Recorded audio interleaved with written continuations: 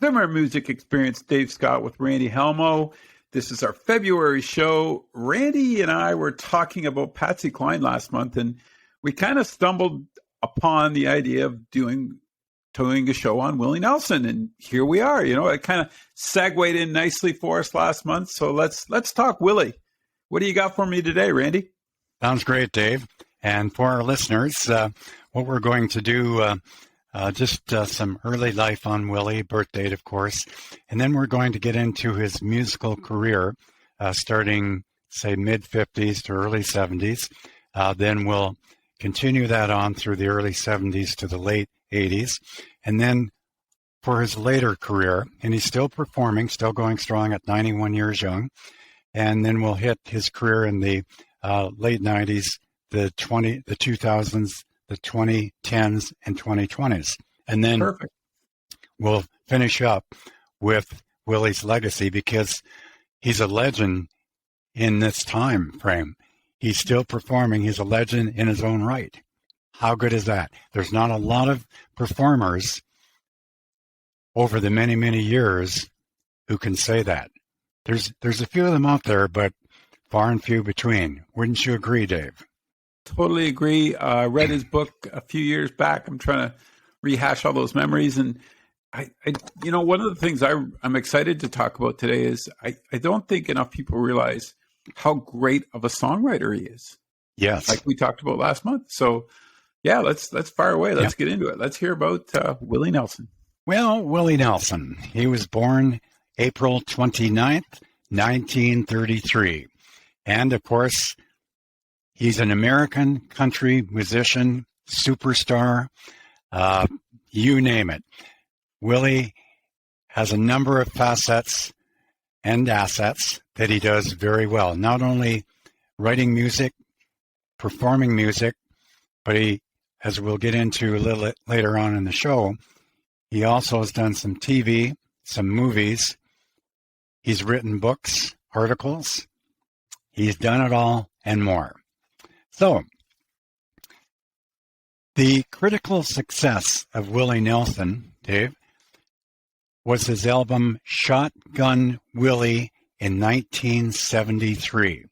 Now, combined with the critical and commercial success of Red-Headed Stranger in 1975 and Stardust, of course, in 78, made Nelson one of the most recognized artists in country music today. He was one of the main figures of what they call outlaw country.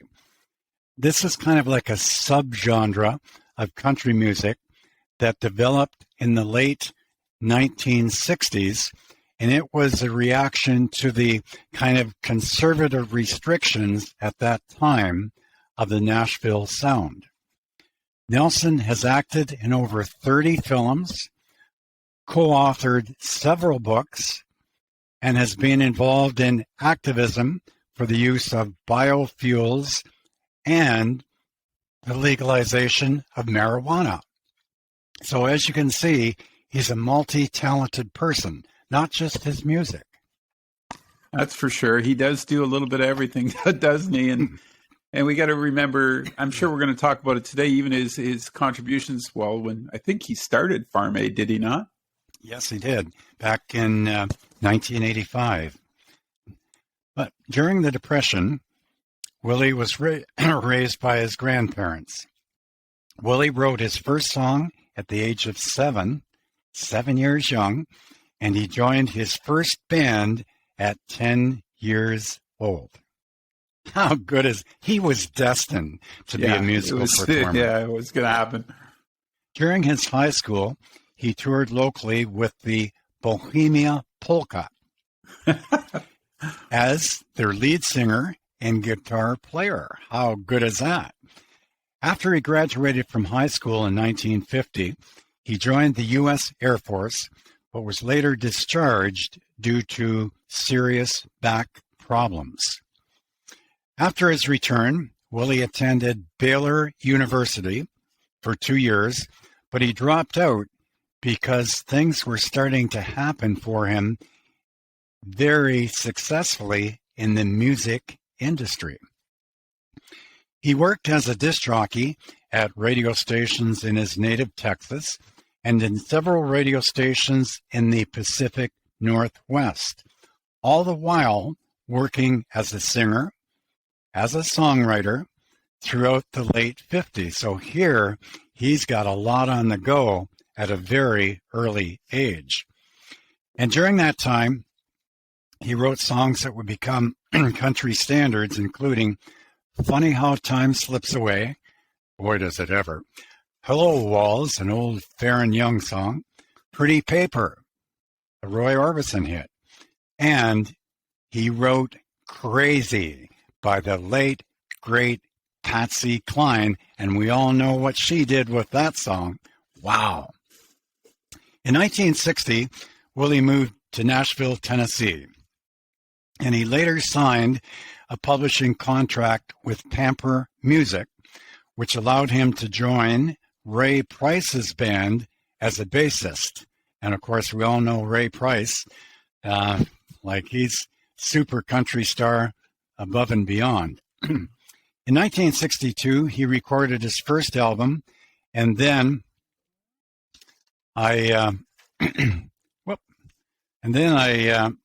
was mentioning too, in 1964, he picked up RCA Victor Records. So these record companies, these are all major record companies at the time, Dave.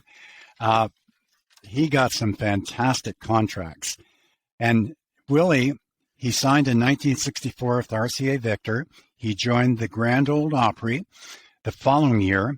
And after mid-chart hits in the late 60s and early 70s, he kind of grew weary of the corporate Nashville music scene. And in 1972, he moved to Austin, Texas. The ongoing music scene of Austin, Texas, motivated Nelson to kind of return to performing, and he appeared regularly at the Armadillo World headquarters. In 1973, he signed with Atlantic Records, here again, in competition with RCA Records, in competition with Columbia, in competition with Dot Records. I can go on and on and on. But he returned to, again, the outlaw country, including albums such as Shotgun Willie and Phases and Stages. These are critical albums which really gave Willie a solid footing in country music. In 1975, he switched to Columbia Records, where he recorded the critically acclaimed album Red-Headed Stranger. The same year, he recorded another outlaw country album entitled Wanted, The Outlaws. And he did this along with Waylon Jennings, Jessie Coulter, she's I'm Not Lisa Girl, and Tom Pale Glazer. Now, during the mid-'80s, he created hit albums like Honeysuckle Rose and recording hit songs from that like On the Road Again, which is very popular, and, of course, the duet with Julio Iglesias, To All the Girls I've Loved Before.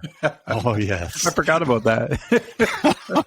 Oh, yeah. That's a great song. And I invite our audience, Dave, to listen to that song, To All the Girls I've Loved Before, with Willie Nelson, Julio Iglesias. Listen very carefully to the lyrics of that song. I'll say no more. Okay. Anyway, so Willie joined the country supergroup The Highwaymen, and that consisted of singers Johnny Cash, Waylon Jennings, and Chris Christopherson. And in 1985, which you alluded to earlier in the program, Dave, Willie helped organize the first Farm Aid concert to benefit American farmers.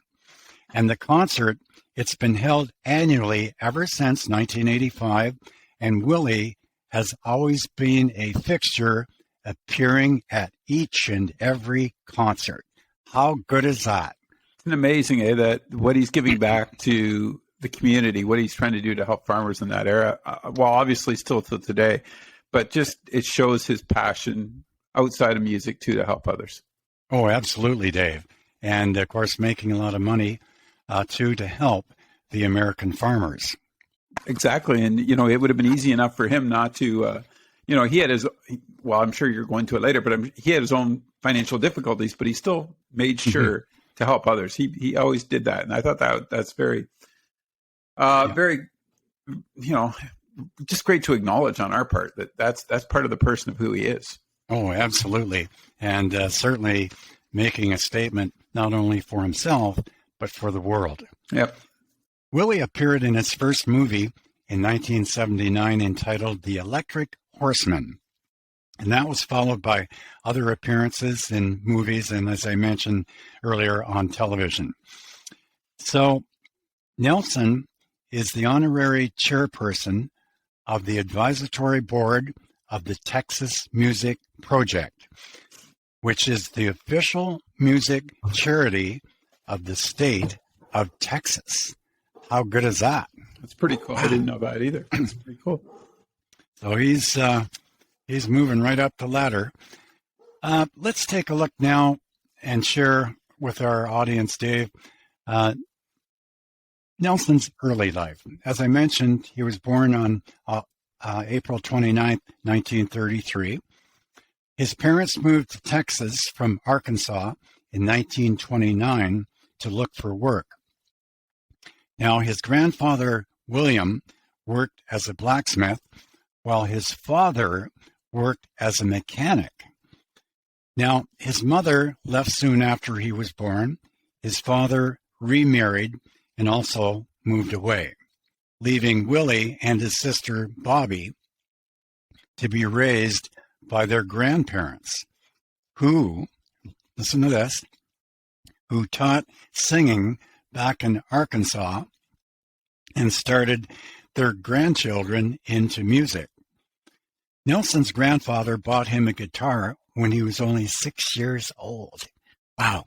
And he taught him a few chords. Willie also sang gospel songs in the local church. So here we have it.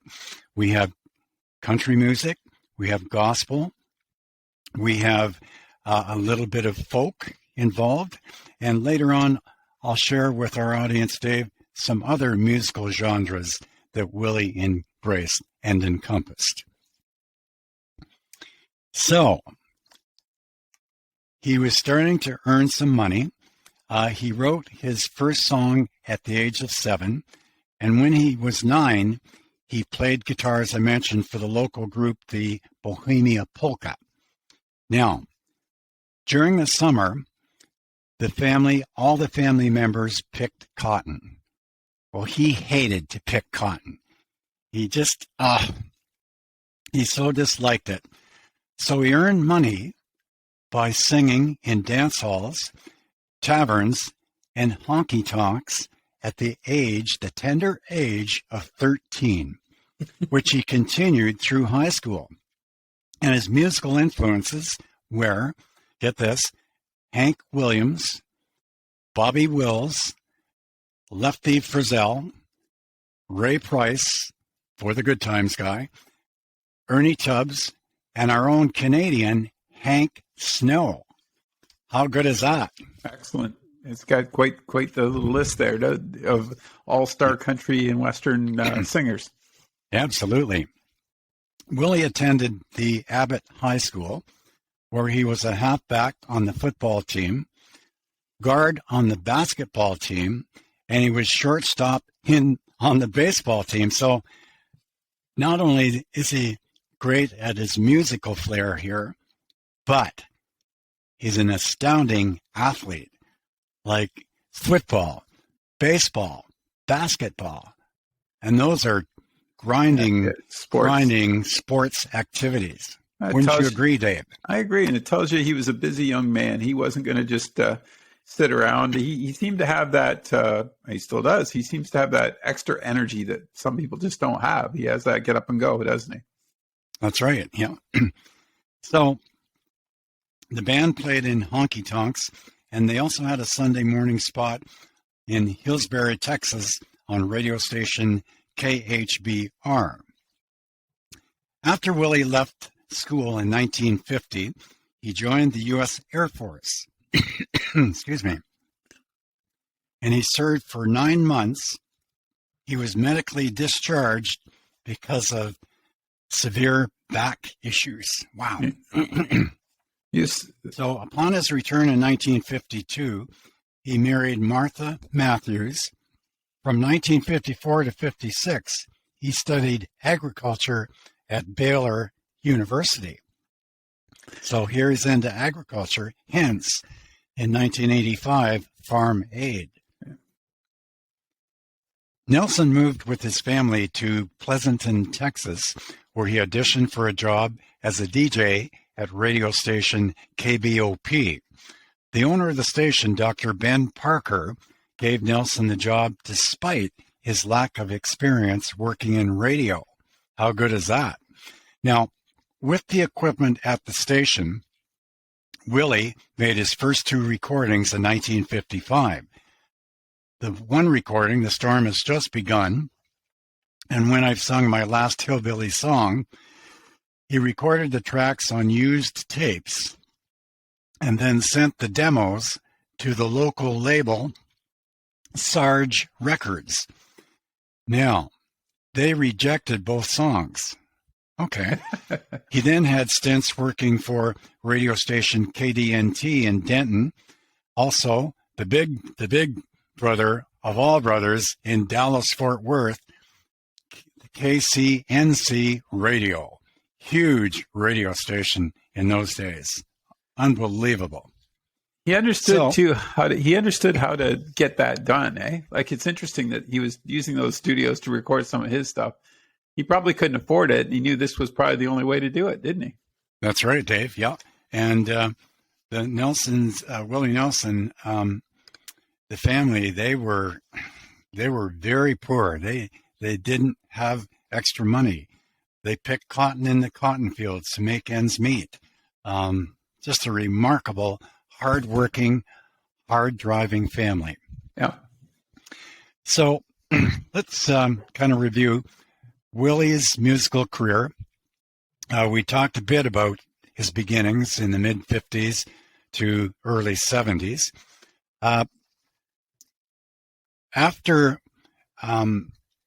being hired by the radio station, Willie frequently appeared on television shows. Okay, so now we're getting into a bit of TV. We've had radio, now we're getting into TV. He made his first record in 1956 called No Place for Me, and that included Leon Payne's Lumberjack on the B-side of the record. The recording failed. So Nelson continued working as a radio announcer and singing in various clubs, and he made several appearances in a Colorado nightclub, later moving to Springfield, Missouri. So he's kind of going all over the place here. Yeah. After a short time in Waco, he settled in Fort Worth and quit the music business for 1 full year. Wow. Just walked away. Quit the music business. Huh. What he did in that interim, Dave, he sold Bibles and vacuum cleaners door to door. And eventually he did very well doing that. He became sales manager for the Encyclopedia Americana. How good is that? Wow. Things we don't know about Willie Nelson, and unique little stories about his life. I did not know that. A man of many trades. Now, after his son Billy was born in 1958, the family moved to Houston, Texas.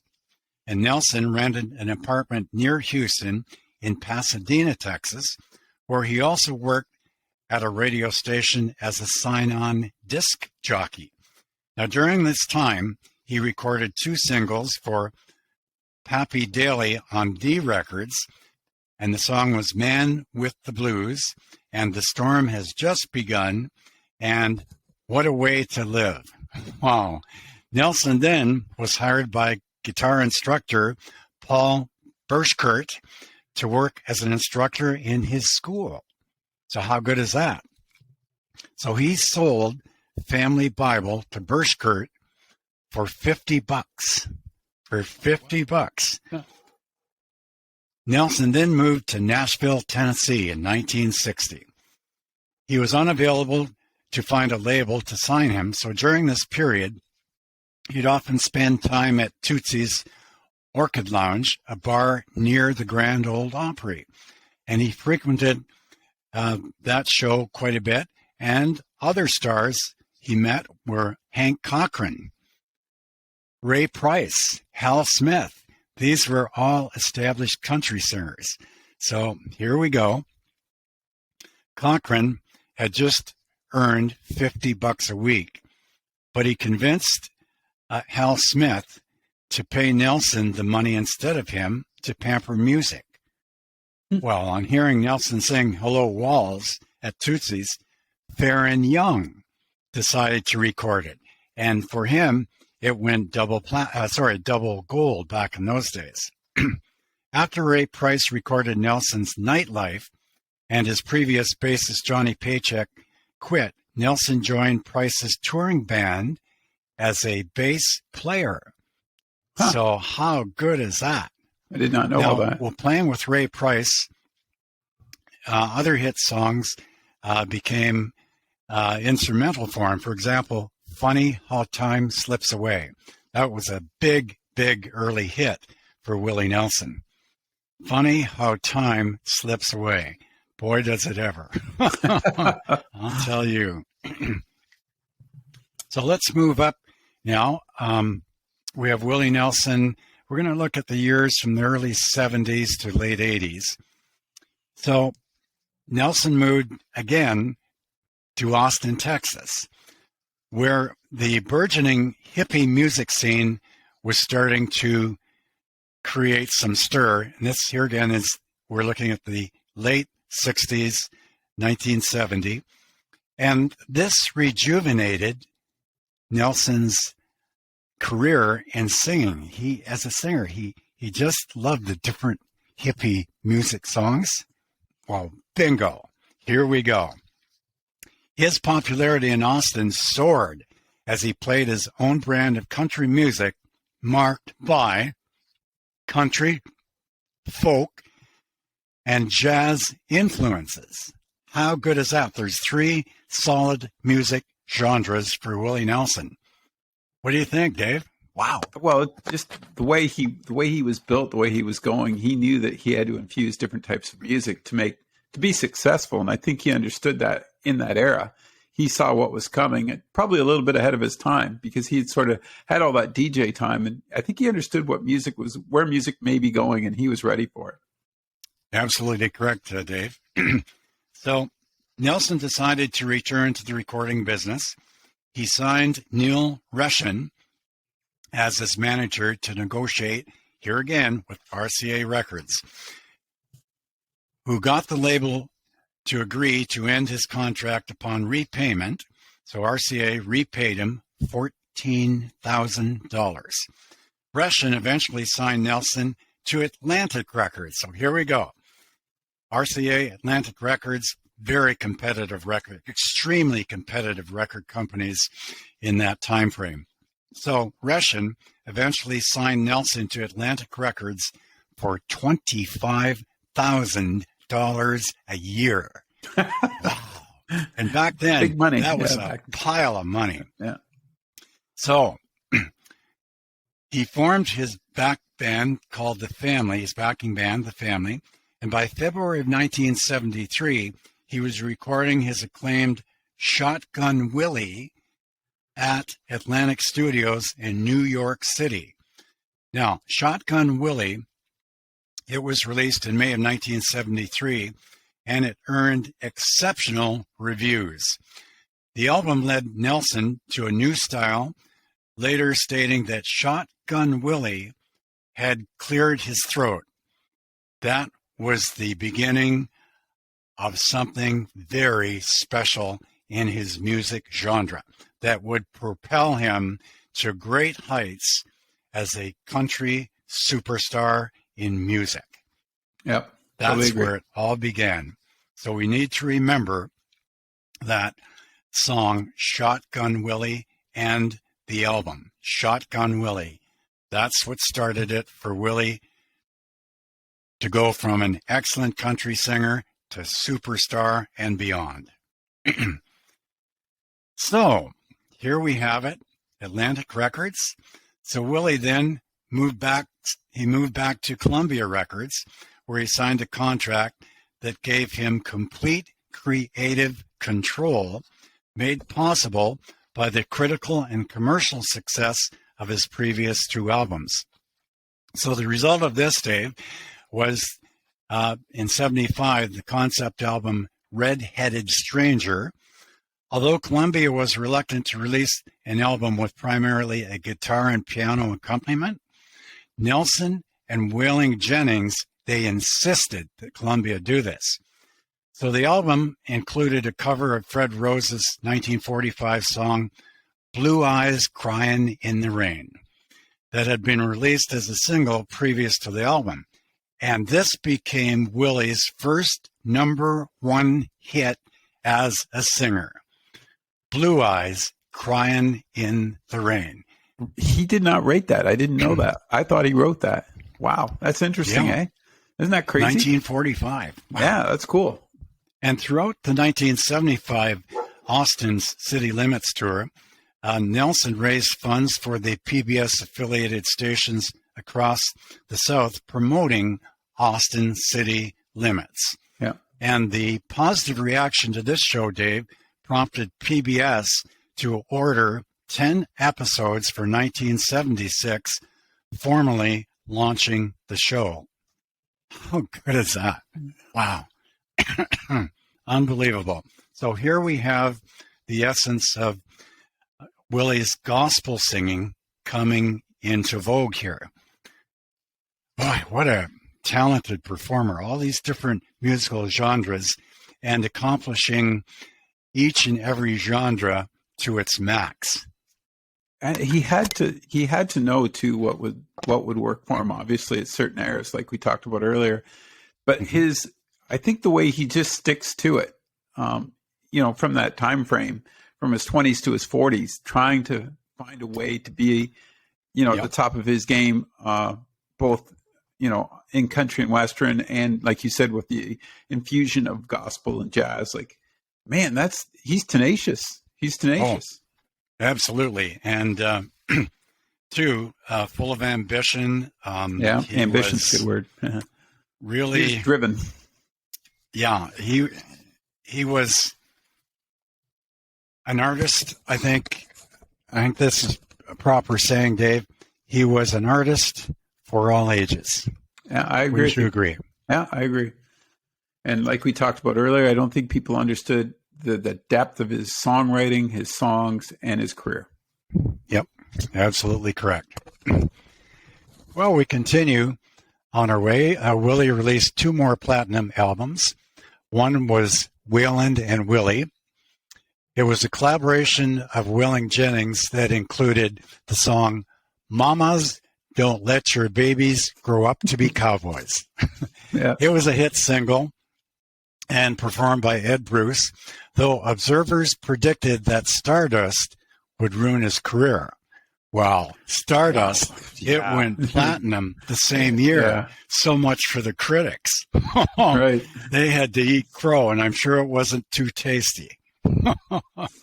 Good for Willie. That's terrific. Now, there were also top chart songs from that album. The Good-Hearted Woman, Remember Me, You've Got the Money, I've Got the Time, and On Cloudy Day. Now, during the 1980s, Willie recorded a series of hit singles, including Midnight Rider, a 1980 cover to the Allman Brothers song, which Nelson recorded for the Electric Horsemen in 1979.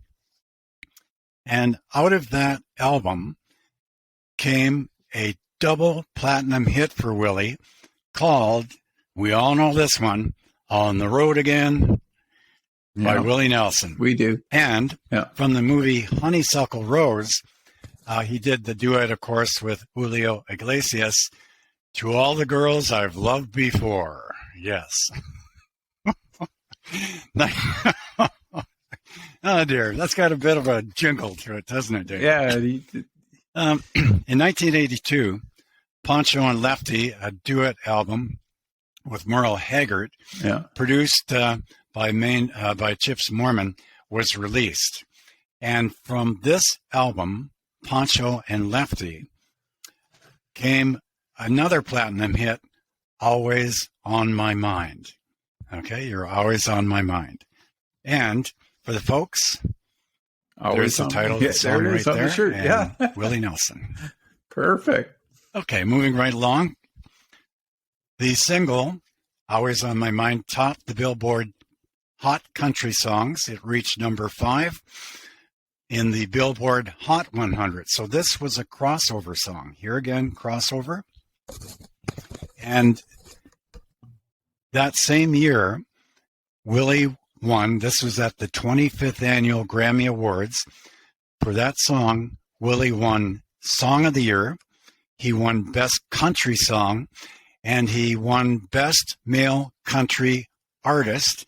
And he also won Best Male Country Vocal Performance at the 25th Grammy Awards. He kind of cleaned up. He cleaned up. He sure did. Excuse me. In the mid-'80s, Willie, Jennings, Christopherson, and Johnny Cash, they formed the Highwaymen.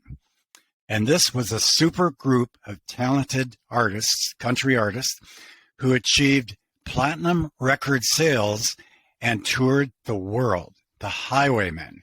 And what a tribute to these men who worked so hard, who were really commercial artists right from the start in their own right.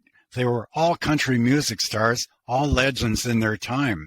I mean, I don't know of another group that has tried to achieve this with so many superstars together and naming themselves like the Highwaymen. Have you, Dave? Have you heard? The only group I can think of is the Traveling Wilburys. Had come close to that. You know, they had that success too. I mean, obviously there's with Dylan and with who they had in that group. That's the only one I can think of that comes close. But when it sounds to me like the Highwaymen actually had a lot of fun going out on the road and doing this. You know what I mean? I think they were a band of brothers. That's for sure. Absolutely, Dave. Absolutely. We'll now take a look at Willie, his later career, and we'll start in the 1990s and go right up to current. In 1996, Willie recorded the tracks Hello Walls with the band The Reverend Horton Heat and Bloody Mary Morning with his Super Suckers for Twisted Willie, which was actually a tribute album featuring rock versions of Willie's songs performed by artists such as Johnny Cash, Chris Christopherson, and the President of the United States of America, and among others, congratulated Willie from the proceeds for the sale of the record benefit, which was, of course, Willie's Farm Aid back in 1985. This was 5 years earlier. And he got congratulatory message from the President of the United States of America. How good is that? Well, that explains, too, his depth in his respect that he was given within his own country and how much they appreciated what he was doing. Mm-hmm. Yeah. Well, during the 1990s and 2000s, Willie toured continuously, recording several albums, including, and this is important, the 1998 critically acclaimed Tetro.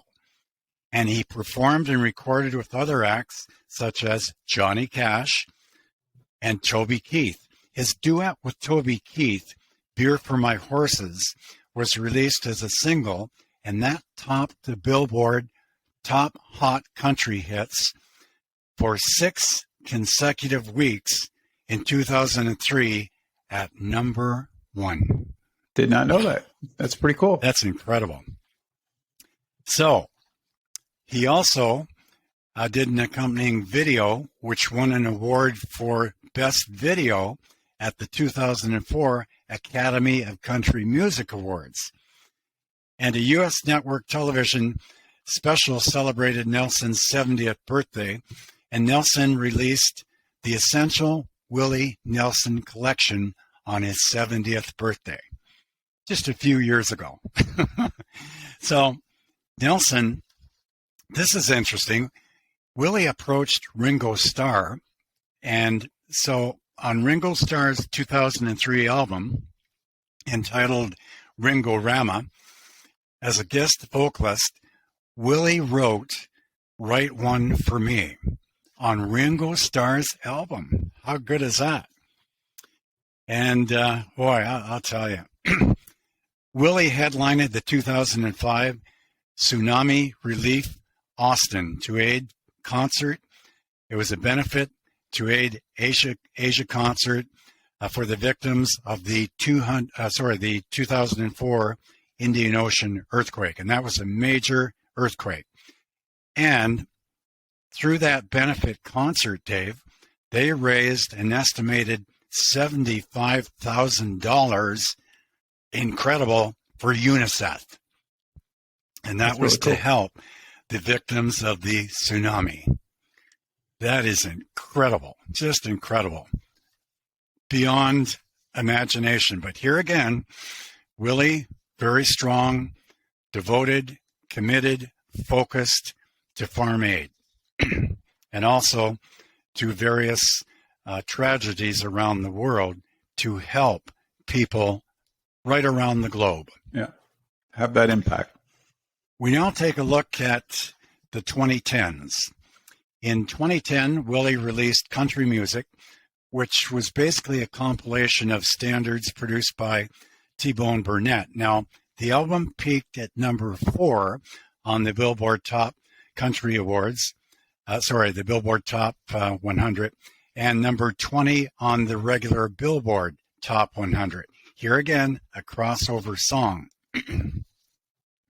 In February of 2012, Legacy Recordings signed a deal with Willie that included the release of new material as well as past releases that would be selected and complemented with outtakes and other material selected by Willie Nelson. And that's a huge, huge plus. But here he is, almost 80, and he's still out there doing it. Isn't that crazy? Or he is 80, I think, at that point. Yeah, he was, still going strong. He starts mid-50s. Here we are now. We're into the 2000s. He's still going strong. He's touring. And, he's a country icon for the ages, for the decades he has performed. Incredible. You're only as old as you feel. You're only as old as you feel, eh, Randy? Yeah. In 2017, Willie released God's Problem Child, and it consisted mostly of Willie's original songs, and it reached number 10 on the Billboard Top 100. In 2018, Willie sang a song written by Daniel Langlois called Cruel World. And this song did very well, too. It went up the charts, the country charts, and also the popular charts. Again, here we see a crossover song. In 2019, just 4 years ago, Willie released Ride Me Back Home. It charted at number 2 on the Billboard Country Top Albums chart. And for the title track, Nelson received the Grammy Award for the Best Country Solo Performance in 2019. Wow. I did not know that one either. That's pretty cool. Yep. Man. Now, the 2020s. Well, okay, we all know what happened on March 1st of 2020. With the pandemic lockdowns, Willie, he live streamed a series of benefit concerts. The first two raised over $700,000 for people who had suffered financially due to effects on the U.S. economy due to the pandemic. Okay. So there are a variety of shows, and he made here again, Willie Nelson, true form, he made the most of it. Now, Willie released 4 studio albums in 2020. His latest, A Beautiful Time, was released on his 89th birthday, which was just last year, April 29th, 2022. Now, the album was nominated for a Grammy Award for the Best Country Album at the 65th Annual Grammys. And that was doing a lot there. Like, he knew he had a good chance of winning the Grammy Award for the Best Country Album on this. And it's an excellent album, too. We'd mentioned earlier, Dave, just a quick note here, Willie's acting career in the 1970 film The Electric Horseman, that was followed by cameo appearances in The Honeysuckle Rose. So there he is. He's doing a little bit of film work, too. Wow. Talented man. Yeah. Talented man, I'll tell you. Beyond belief. So we look at 2010.